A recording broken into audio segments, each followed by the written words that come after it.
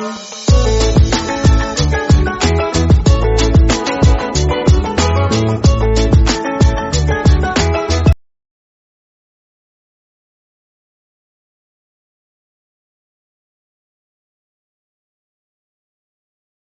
po mga ka-DK, welcome back po sa aking page. So ngayon po, mayroon po customer na nagdala sa akin ng isang cellphone unit. So ang complaint niya rito, hindi raw po niya magamit dahil hindi nga raw po siya nag-charge. So simula po siya nung na-drain, then nag-try siyang mag-charge, hindi po nag-charge tong phone niya. So ngayon, itatry natin kung talagang hindi rin mag-charge gamit ng aking mga charger. So, titingnan po natin kung talagang hindi mag-work. So, pag hindi nag-work sa akin, sabihin, may problema po talaga sa kanyang phone. So, yan po ang aayusin natin ngayon. So, let's check. So, Type-C ang kanyang cellphone. So, gagamit po tayo ng Type-C charger cable. Sasaksak siya rito sa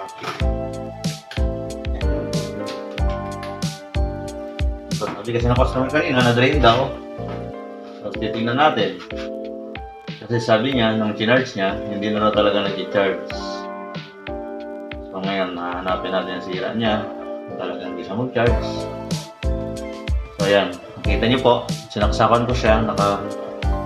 Nakasaksak sa power ang aking charger. Pero wala po lumalabas na kahit anong display sa unit niya. So yan po ang alamin natin kung bakit po ayaw gumana ng kanyang Oppo cellphone. So let's go!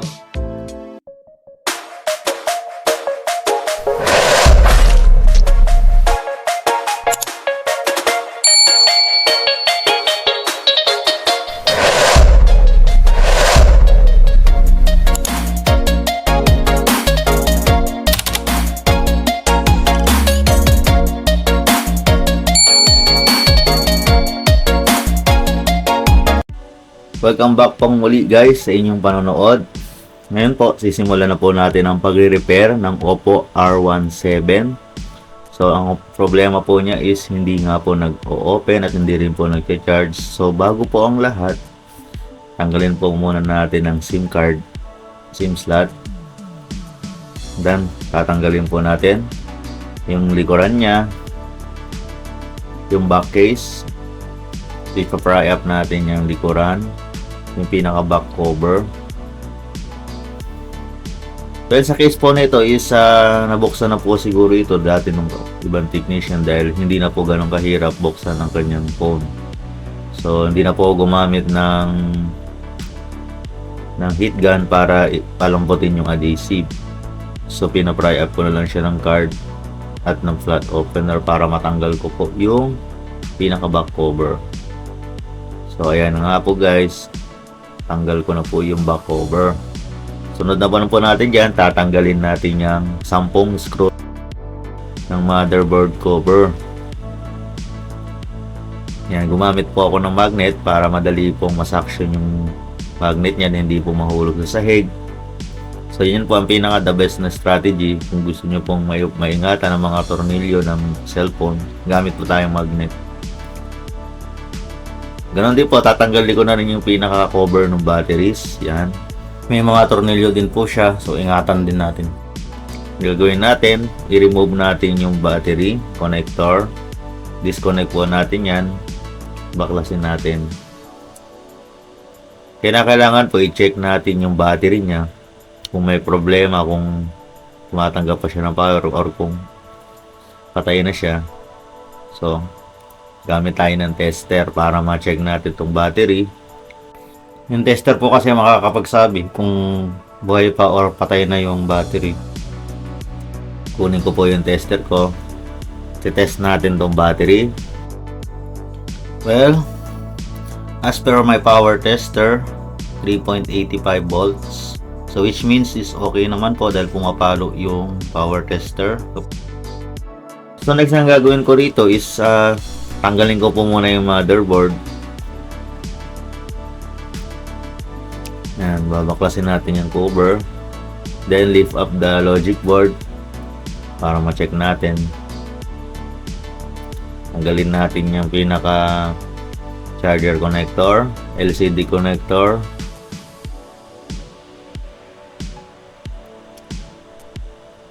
Then yung antenna. Then dahan-dahan ko pong aangatin yung motherboard na yan para humiwalay po sa pinaka casing. Yan, pag nag-aangat po kayo ng motherboard, make it sure na gently lang po ang pagtungkap nyo dahil maaari po mapinsala yung mga maliliit na parts niyan pag nagkamali po kayo ng tungkap. So una kong gagawin sa motherboard, lilinisan po yan natin ng isopropyl alcohol. So linisan natin yung mga connector, then I'm going to set aside. Then pangalawa kong gagawin, tatanggalin ko po yung pinaka charging pin niya. Check natin sir kung marumi po yung ano niya, yung charging pin. Kadalasan po kasi kaya po hindi nagche-charge ang mga phone. Number one cause is yung mga namumuong particles sa loob ng ating charging port. Minsan nakukuha natin yan pag nagsasalpak tayo ng charger natin. Minsan marumi, may kasamang mga alikabok na dumidikit. So sa katagalan po, naiipon yon, bumabara sa charging pin natin. So yun, isa yun sa nagiging cause para hindi po mag-charge or hindi ho ma-detect ng inyong cellphone yung charger. So lilinisan po natin ang charging port itong opo na ito. So, tinanggal ko na po lahat ng tornilyo ng speaker at charging pin cover. Tatanggalin natin yan, yung cover na yan, para makontrol natin yung pinaka charging pin na yan sa ilalim. So tinanggal ko na po yung pinaka cover.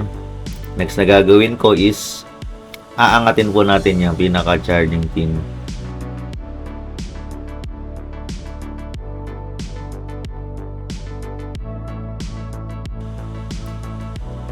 Yan. Ayan po guys, umangat na po siya. So papakita ko sa inyo na ayan po, nililinisan ko po yung pinaka charging pin. Marami-rami na rin po siyang alikabok sa ilalim. Well, I hope na ito po talaga yung isa sa dahilan ba't hindi po nag-charge sa phone. So ito po muna yung gagawin kong steps para gumana po yung mapagana natin yung phone niya. So linisan po muna natin yung charging pin. Linisan natin ng maigi at make it sure na matanggal po natin maigi mga nakabarang alikabok at dumi dyan sa ilalim sa loob ng yung charging port. Well, kailangan po natin tanggalin to kasi kung charging port lang talaga problema is kailangan natin i-open dahil kinakailangan una kong suriin yung battery kung may problema o wala. So chinek natin earlier, wala naman po problema yung battery. So ngayon ibabalik na po natin lahat. Pabalik yung motherboard, i-assemble natin uli para i-check if gagana na po itong phone na to. Let's plug it in. Let's bolt in, sabi nga nung Voltes 5 no? So i-bolt in natin lahat. Pabalik ang mga parts. Isa rin po kasi po sa mga dahilan minsan bakit po ayaw mag-charge ng inyong phone, ayaw rin po ma-open, dahil minsan kailangan lang din po natin siyang i-relay or i-reconnect yung battery. So ito po yung mga minor cases ng phone na minsan is kailangan lang pong i-disconnect yung battery and then i-connect po ulit pabalik. So let's hope na gumana na ito after natin ma-install pabalik lahat at i-connect sa charger. So paalala po mga kalodi, kung after ng inyong mga basic repair attempt is hindi pa rin po gumana ang inyong phone, mas maigi pong kumonsulta na po kayo sa inyong mga technician. So para mas masuri pong maigi ang inyong phone. So ang tinuturo ko lang po sa inyo is yung pinaka basic steps paano po mapagana ang phone. So balik na po natin ulit yung cover. Then isi-secure natin siya nung 10 screws niya na tinanggal po natin kanina. So ibabalik uli natin lahat yung 10 screws na yon. Well, pag nagbabalik po tayo ng tornilyo, make sure na hindi naman po sobrang higpit ang ating pagkabit ng ating tornilyo, dahil maaari pong malustred ang inyong mga kabitan ng screws pag sobra pong higpit. Plastic lang po kasi ang pinaka case natin, so pag napasobra po ng higpit, maaari pong mabasag yung mga hinges. Now, i-connect ko na po ang battery. We're going to test now. Ikukunik ko po pabalik. Ikukunik ko po ang charger sa charging port. Let's see if gagana siya at magkaroon ng changes sa ating basic repair na ginawa. So hindi ko po muna ikukunik yung pinaka charging pin nya, dahil iti-testing pa natin kung gagana siya or hindi sa repair na ginawa natin. Oh! Gumana po siya, mga kalodi. Ayan po, nakita nyo po, lumabas po yung pinaka charging indicator sa screen. Then nakikita nyo po is gumana na po uli yung phone. So meaning to say, nag-works po ang ating repair na ginawa. So marami nga po yung charging pin. So linis po yung ginawa natin. So dahil gumana na po siya, ibabalik ko na po uli lahat pabalik yung pinaka tornilyo ng pinaka charging pin cover, pati yung speaker nya. So again guys, make it sure na wala pong nawala sa mga screws na binaklas nyo kanina. Same pa rin po siya pag ibabalik nyo, ganun pa rin po. Ayan, matatapos na nga po. Ibabalik naman natin yung pinaka center, pinaka back case cover nya. Yung battery cover, first, unahin po natin bago po yung pinaka back cover. Let's put the battery cover bracket and put them in a place and secured it with these screws. So ayan guys, wala pong kulang sa mga screws na binaklas ko kanina. Lahat po as in complete pa rin siya. Yun pa rin po yung ibinabalik ko lahat. So mga guys, ulit, pag hindi nga po gumana ang basic repair na ginawa ninyo,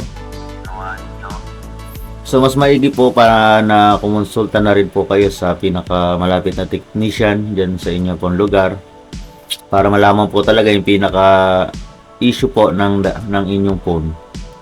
So ayan mga kalodi, lalagyan ko na po ng adhesive yung back cover para maidikit na natin yung pinaka back cover nya. So palilibutan natin siya ng B7000 adhesive sa pinaka back, kung saan natin ididikit ang pinaka back cover. So yan po, yung pinaka gilid lang po lalagyan natin. Make sure na hindi naman po sobrang dami, para hindi naman apaw-apaw yung adhesive natin pagkabit. So yan guys, binalik ko na yung back cover. Well, para matayo po yan, gagamit po ulit tayo ng rubber bands. Yan, lalagyan natin ng rubber band para masakal niya yung back cover, magkaroon ng force sa pinaka case yung back cover, at maidikit niya maigi yung adhesive na nilagay natin, so ma-absorb niya at hindi nga po lumuwag. Sa mga 15 to 30 minutes ang mga kailangan na duration para patuyuin natin yan. Pero I suggest na pag maglagay po kayo nito is mas maganda po 30 minutes na, para tuyong-tuyo na po talaga yung adhesive na in-apply nyo pabalik. So ayan guys, check natin uli sa power button. Ayan po, gumana na po yung phone. So until there guys, napansin nyo po, napagana na po yung phone sa basic repair. So ibabalik ko na po tong SIM tray nya pabalik sa phone. Then hihintayin ko na lang po 30 minutes. Then ibabalik ko na lang po to sa customer ko na naghihintay dyan sa labas. Dahil sinabi kong hintayin na lang po dahil mukhang hindi naman po aabutin ng matagal ang pagre-repair ng phone, ng issue ng phone niya. So ayan guys, maraming salamat sa panonood. Hanggang sa muling repair natin. DJ Rick Cellphone and Computer Repair Shop. Goodbye. Salamat po.